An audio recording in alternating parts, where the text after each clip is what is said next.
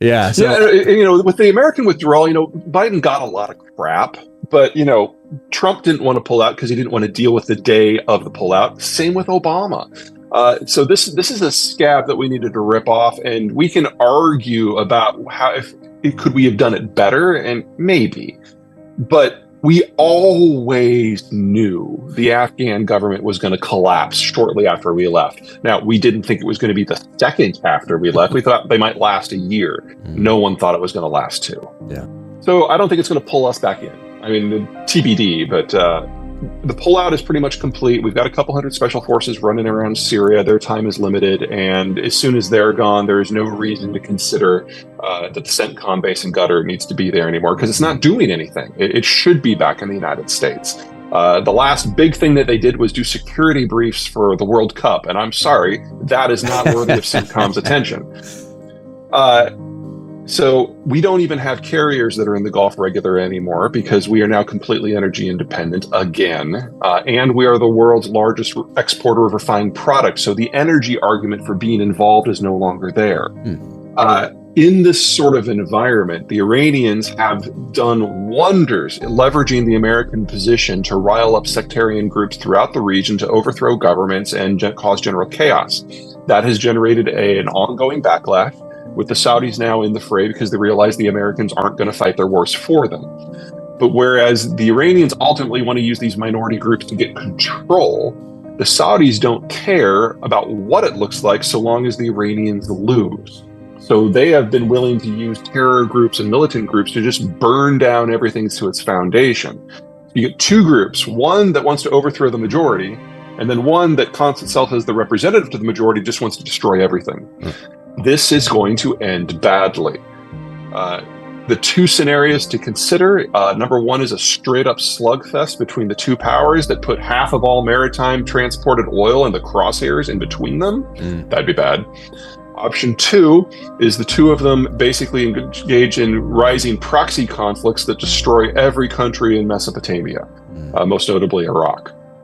No matter how that goes down, you get a big hit to energy supplies, and the country that is at the very end of the energy kick chain is China, and they're the ones who will have to suck up the majority of the loss. They are. The problem with problem with natural gas is you can't redirect it at all. You have to have specialized shipment systems, and if the pipes aren't there, it just goes offline, and that is the case that we're seeing with natural gas.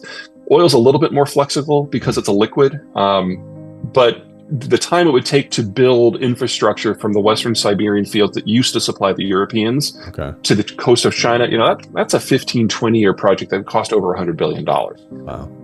We're talking China, we're talking Russia. These are countries not intimidated by the concept of scale, but you don't do that fast. Yeah. So what we're seeing is tankers taking crude from the Baltic and the Black Sea ports, going west at some point, either in the Atlantic or the Mediterranean, taking these small shuttle tankers and reloading them onto super tankers, and then sailing around Africa and India and Vietnam to get to China. And the volume that is going that way is about 1 million, maybe 1.5 million barrels a day, with another roughly 1 million going to India. A couple problems here. Number 1 is insurance, and don't get bored. This will be quick and it's interesting. Every reinsurance company in the world has said they will no longer cover any Russian cargo. So the only companies that will insure it are state companies from India and China who have never insured anything before. And so the first time we have an incident where we have an insurance payout, it's going to go directly into international arbitration, and that will take years. And at that point, no one will want to get an Indian or Chinese insurance policy anymore. Wow.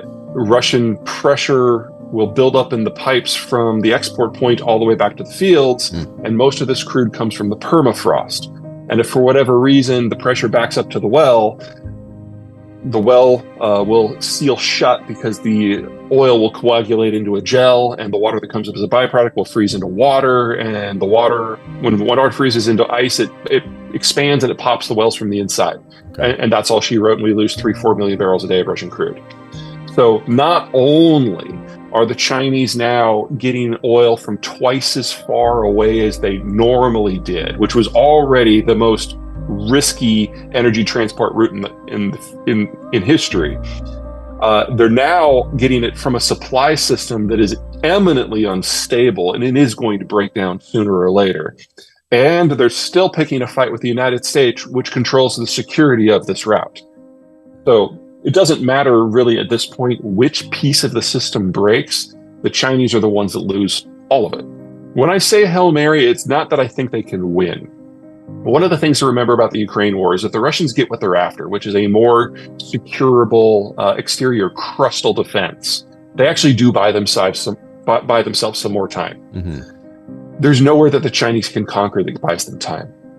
So the only reason that the Chinese would launch a war is to try to preemptively remove Japan and Taiwan from the equation, maybe Vietnam too, or if they're like me and they believe that they're facing economic and agricultural and financial and political and demographic breakdown, and they know that the end is nigh anyway. Picking the time and the place of the fight so that at home you can write the narrative of the national defeat, that might be enough for the CCP to retain control as the country collapses. Wow. Maybe. So, basically fight a war, and for the low price of 500 million dead countrymen, you're still in charge. That they're still there. I mean, I was probably among the most optimistic people for the Ukrainians because they have done a lot in the last 8 years since the Donbass war to build up a military and establish a sense of identity and politically unify the country. They've made some real gains. But I didn't think they were going to last a year, much less all of a sudden, I don't want to call it a peer conflict. It's not, but to, be in the same class. This should not have happened. The Ukrainians have overperformed by every possible measure. The Europeans have stepped up to the plate in a way that I didn't think they were capable of. The Americans have joined in, and I thought with European feckleness and general disinterest from Obama and Trump and Biden that we wouldn't get involved. And then, of course, most of all, the Russians have just proven to plumb the depths and the frontiers of incompetence in every possible military field. It took that combination of things for Ukraine to still be in the game. I hope it continues, but this is still Russia's war to lose. No, there have been 8 negotiated settlements with the Russians, and they just wait a few months to a year or two, and then they push on. It gives the Russians time to consolidate and move on. Remember that when the Soviet system existed, they controlled every one of the access points to the Eurasian plain where the Russian heartlands are. It was the most secure that the Russians had ever been. They had spent 350 years building that exterior position, and they finally got it in 1945. 1992, they lost all but one of those access points. And everything that Moscow has done, not just Putin, everything that Moscow has done since 1992 has been about rebuilding that crustal defense. So this is the Karabakh War settlements. This is the Georgia War, the Abkhaz War, the Kazakh intervention, the Donbass War, the Crimea War. All of these are part of the same chapter of Russian history. And so if there was a negotiated settlement, they would grab the territory, they would reinforce it, they would consolidate it, and then as soon as they felt they were ready, they would launch another conflict, just like they did the last 8 times. Yes, they thought that they could get Ukraine all in one go, and they thought to a degree, like I did back in January, that the Europeans and the Americans were not going to stick up for Ukraine. And I, just like they, miscalculated. Yes. Yeah, I mean, if there was a time to stop the Russians from this process and try to force them into negotiations over a non-Soviet future in which we all, get along, if that's the right phrase, the time was 2004. Because that was when the Russians invaded Georgia. And Georgia was a country that was attempting to Westernize, attempting to get rid of corruption, attempting to join the EU. And because we were involved in Iraq, we had absolutely no diplomatic and especially military bandwidth. So the Russians invaded Georgia while Putin was in a box at the Olympics with George Bush to underline that there was nothing that he could do. I mean, it's been 4 years now since we did the withdrawal from Iraq, and so we now have an army that is rested and recouped and has had a chance to retrain and re-equip and build out its numbers again. It's capable. I don't think anybody in the military doubts that, but political support in the United States for any sort of ground.